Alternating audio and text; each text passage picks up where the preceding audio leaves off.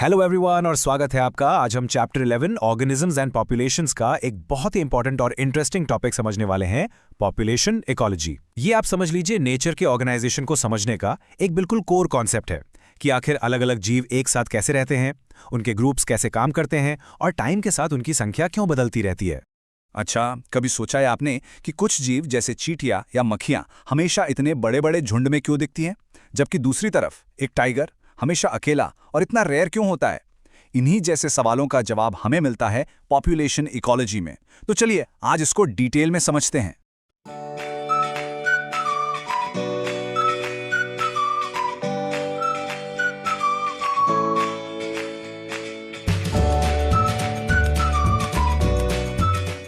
तो आज हम क्या क्या कवर करने वाले हैं, चलो एक क्विक लुक डालते हैं। सबसे पहले हम समझेंगे कि पॉपुलेशन आखिर है क्या, फिर उसके ज़रूरी एट्रीब्यूट्स और एज पिरामिड्स को डिकोड करेंगे। उसके बाद हम पॉपुलेशन ग्रोथ के पीछे की साइंस को समझेंगे और आखिर में दो सबसे इंपॉर्टेंट ग्रोथ मॉडल्स, एक्सपोनेंशियल और लॉजिस्टिक, को आपस में कंपेयर करेंगे। तो चलिए शुरू करते हैं हमारे पहले सवाल से ही।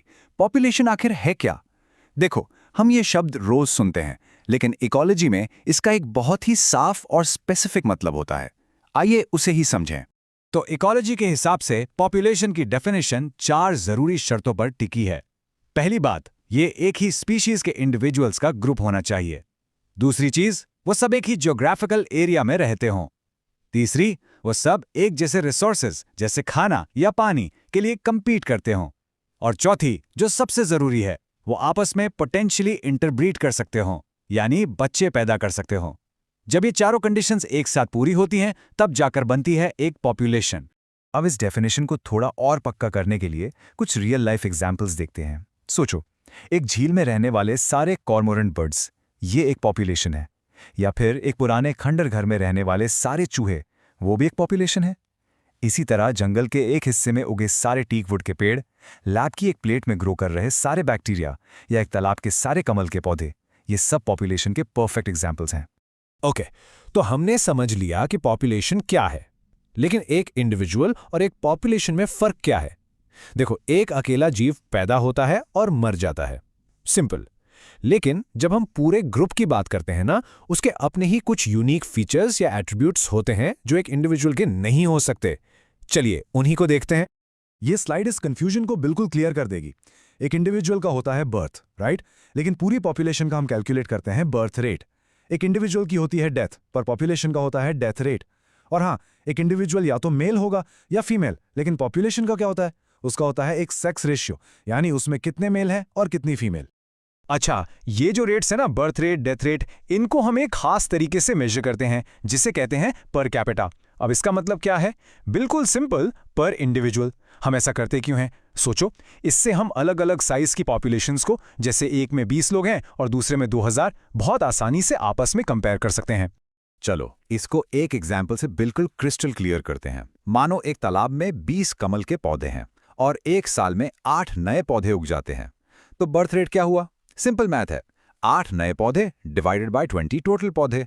रिजल्ट 0.4 ऑफस्प्रिंग पर लोटस पर ईयर। आसान है ना?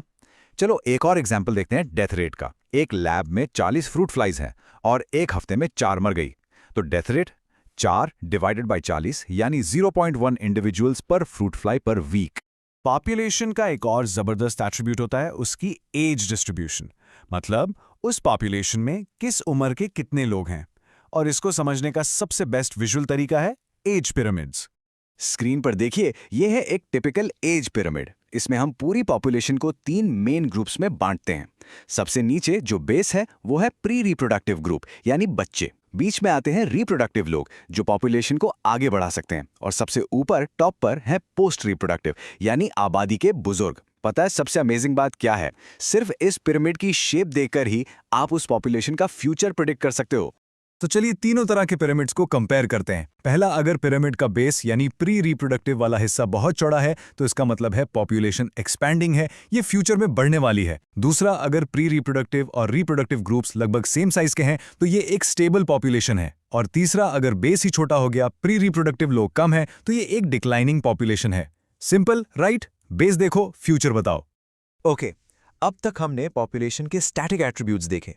एज, सेक्स रेशियो वगैरह। लेकिन पॉपुलेशन हमेशा बदलती रहती है, राइट? तो अब हम उन डायनामिक फोर्सेस की बात करेंगे जिनकी वजह से पॉपुलेशन का साइज बढ़ता या घटता है। इस फ्लो चार्ट को ध्यान से देखो। पॉपुलेशन डेंसिटी, जिसे हम n से दिखाते हैं, को 4 चीजें अफेक्ट करती हैं।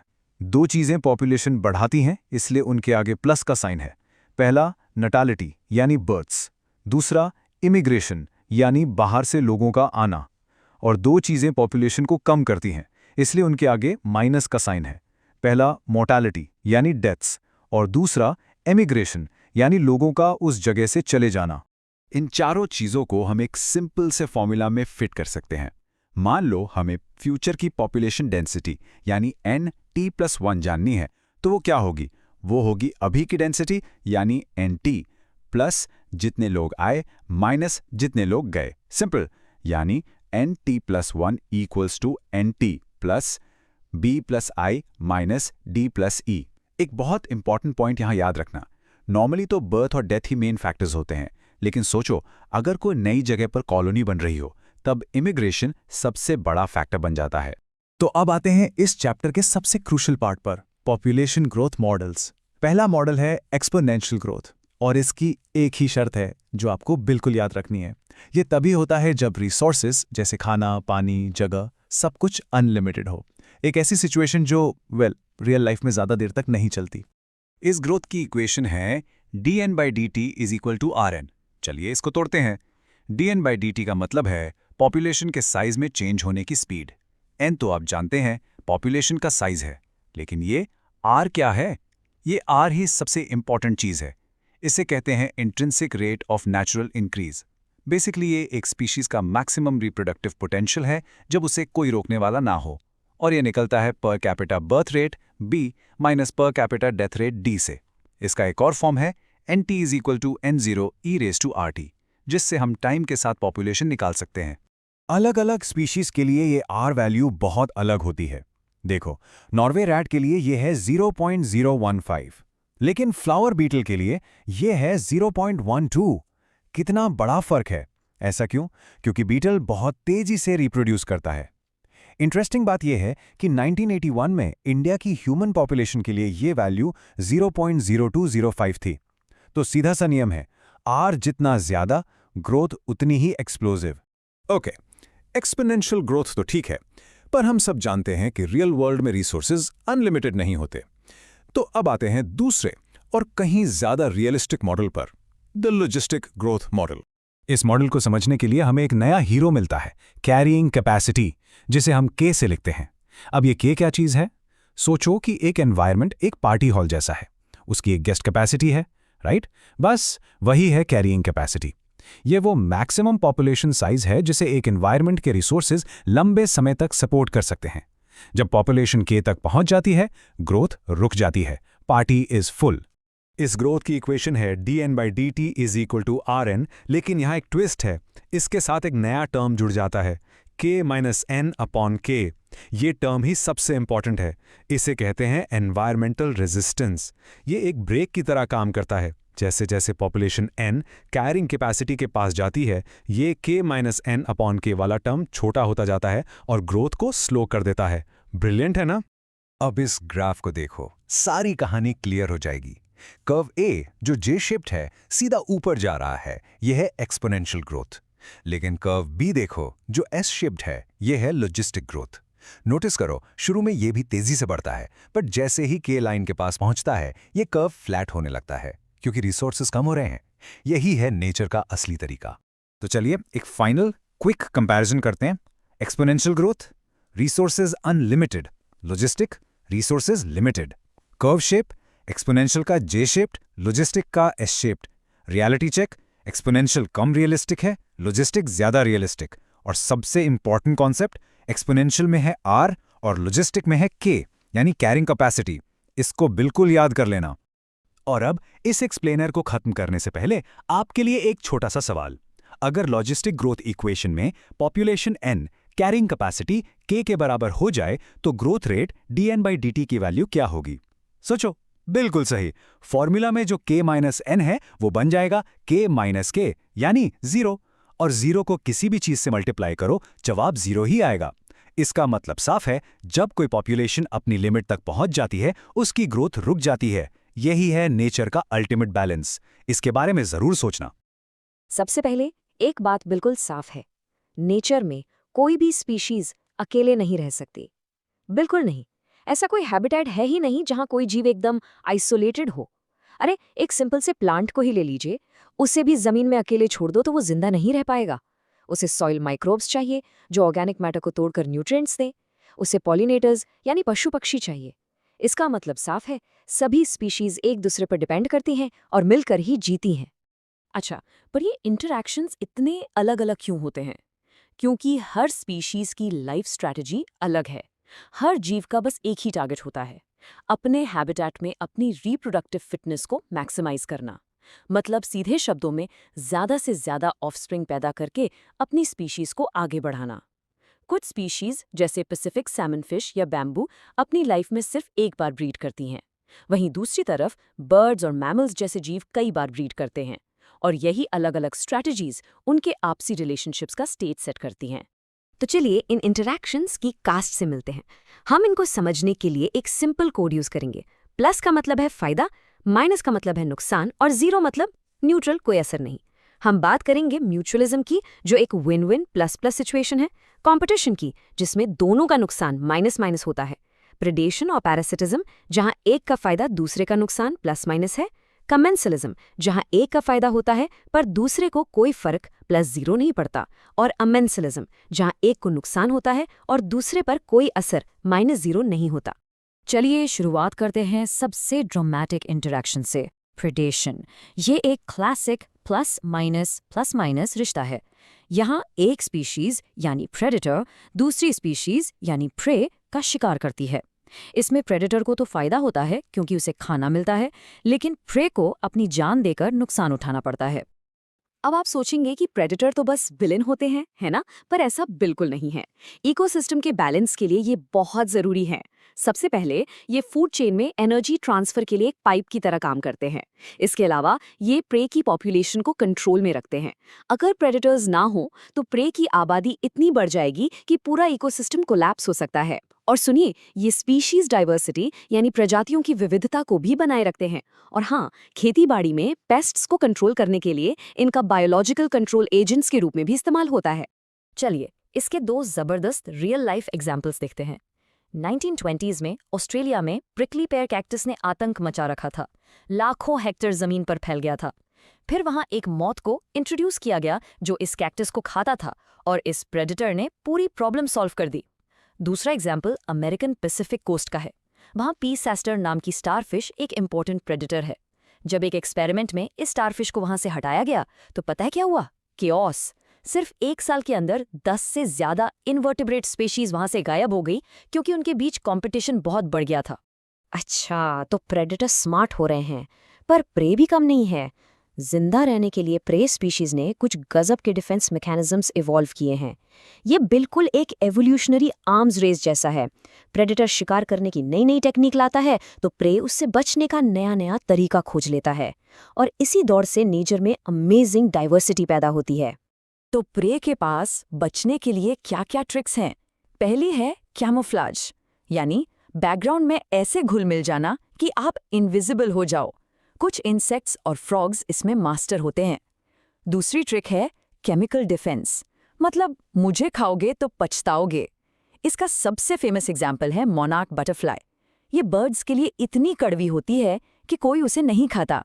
इसके पीछे सीक्रेट ये है कि कैटरपिलर स्टेज में ये एक जहरीले पौधे को खाती है जिससे उसकी बॉडी में वो केमिकल आ जाता है। पर उनका क्या जो भाग नहीं सकते, जैसे कि प्लांट्स? वेल, उनके पास भी अपने तरीके हैं। पहला फिजिकल डिफेंस, जैसे अकेशिया और कैक्टस के कांटे, सिंपल और इफेक्टिव। और दूसरा केमिकल वॉरफेयर। प्लांट्स ऐसे केमिकल्स बनाते हैं जो उन्हें खाने वाले हर्बीवोर्स को बीमार कर दे। जैसे कैलोट्रोपिस इतना जहरीला कार्डियक ग्लाइकोसाइड बनाता है कि कोई जानवर उसके पास भी नहीं भटकता। और पता है सबसे मज़ेदार बात? निकोटीन, कैफीन, क्विनीन, ओपियम, ये सब चीज़ें जो हम इंसान यूज़ करते हैं वो असल में प्लांट्स के डेडली केमिकल वेपन्स हैं। चलिए अब बात करते हैं एक ऐसे इंटरैक्शन की जिसमें कोई नहीं जीतता। ये है कंपटीशन यानी माइनस माइनस इंटरैक्शन। जब दो स्पीशीज एक ही लिमिटेड रिसोर्स के लिए लड़ती हैं तो दोनों को ही नुकसान झेलना पड़ता है, क्योंकि इस लड़ाई में दोनों की एनर्जी और टाइम वेस्ट होता है। जब कंपटीशन दो अलग अलग स्पीशीज के बीच हो तो उसे इंटरस्पेसिफिक कंपटीशन कहते हैं। इसका असली मतलब यह है कि एक स्पीशीज की प्रेजेंस में दूसरी स्पीशीज की ग्रोथ और रिप्रोडक्शन दोनों पर बुरा असर पड़ता है। और ये हमेशा रिसोर्सेज के लिए ही हो जरूरी नहीं। कभी कभी एक स्पीशीज दूसरे को सीधे सीधे परेशान करती है, उसके काम में टांग अड़ाती है, जिसे इंटरफेरेंस कंपटीशन कहते हैं। इसी कंपटीशन को लेकर गॉस ने एक गोल्डन रूल दिया था, जिसे गॉसेस कंपेटिटिव एक्सक्लूजन प्रिंसिपल कहते हैं। बेसिकली एक म्यान में दो तलवारें नहीं रह सकती। अगर दो क्लोजली रिलेटेड स्पीशीज एक ही लिमिटेड रिसोर्स के लिए लड़ रही हैं तो आखिर में एक ही बचेगी। जो कमजोर है वो उस एरिया से एलिमिनेट हो जाएगी। अब इसका एक क्लासिक प्रूफ देखते हैं कॉर्नेल के एक्सपेरिमेंट से। स्कॉटलैंड के समुद्री तट पर दो टाइप के बार्निकल्स रहते थे, बड़ा वाला बेलानिस और छोटा वाला चैथमैलिस। कॉर्नेल ने देखा कि बेलानिस इतना डोमिनेंट था कि उसने छोटे वाले चैथमैलिस को उस एरिया से बिल्कुल खदेड़ दिया। ये गॉसेस प्रिंसिपल का परफेक्ट रियल लाइफ एग्जाम्पल है। सुपीरियर कॉम्पिटिटर इन्फीरियर को हटा देता है। तो क्या कंपटीशन का मतलब हमेशा विनर टेक्स ऑल होता है? नहीं, बिल्कुल नहीं। नेचर के पास एक और ज्यादा शांतिपूर्ण सोल्यूशन है, रिसोर्स पार्टीशनिंग, यानी तुम अपना देखो मैं अपना देखता हूं। एक्सक्लूजन में एक स्पीशीज दूसरी को बाहर निकाल देती है, जबकि पार्टीशनिंग में स्पीशीज रिसोर्सेज को अलग अलग तरीके से यूज करके, जैसे खाने का टाइम या जगह बदलकर, कंपटीशन से बच जाती हैं। इसका एक बहुत ही एलिगेंट एग्जाम्पल मकाथर की वॉर्बलर्स पर की गई स्टडी है। उन्होंने देखा कि वॉर्बलर्स की 5 अलग अलग स्पीशीज एक ही पेड़ पर बिना लड़े झगड़े आराम से रह रही थी। ऐसा कैसे पॉसिबल हुआ? सीक्रेट था रिसोर्स पार्टीशनिंग। उन सब ने पेड़ को आपस में बांट लिया था। कोई ऊपर की टहनियों पर खा रहा था, कोई बीच में तो कोई नीचे। सबके फॉरेजिंग पैटर्न्स अलग थे और इस तरह से वो कंपटीशन को अवॉइड कर पाए। अच्छा, अब एक और प्लस माइनस रिलेशनशिप की बात करते हैं, लेकिन ये प्रेडेशन से थोड़ा अलग है। ये है पैरासिटिज्म, जिसका सीधा सा मतलब है मुफ्त की रोटी और मुफ्त का मकान, लेकिन हमेशा होस्ट यानी पोषक की कीमत पर। पैरासाइट होस्ट से अपना पोषण लेता है, उसे कमजोर बनाता है, और पैरासाइट्स इस काम में एक्सपर्ट होते हैं। उन्होंने अपने आप को इस फ्री लोडर लाइफस्टाइल के लिए परफेक्टली अडेप्ट कर लिया है। जैसे फालतू के सेंस ऑर्गन्स हटा दिए, जरूरत ही क्या है। होस्ट से चिपके रहने के लिए स्पेशल सकर्स डेवलप कर लिए। कईयों ने तो अपना डाइजेस्टिव सिस्टम भी गायब कर दिया, क्योंकि रेडीमेड खाना जो मिल रहा है ना, हाँ, लेकिन रिप्रोडक्टिव कैपेसिटी वो बहुत हाई रखी है ताकि स्पीशीज चलती रहे। अब पैरासाइट्स भी 2 टाइप के हैं, एक्टो और एंडो। एक्टो पैरासाइट्स, एक्टो यानी एक्सटर्नल, होस्ट के ऊपर रहते हैं, जैसे सर में जुएं, डॉग्स पर टिक्स या पौधों पर अमरबेल।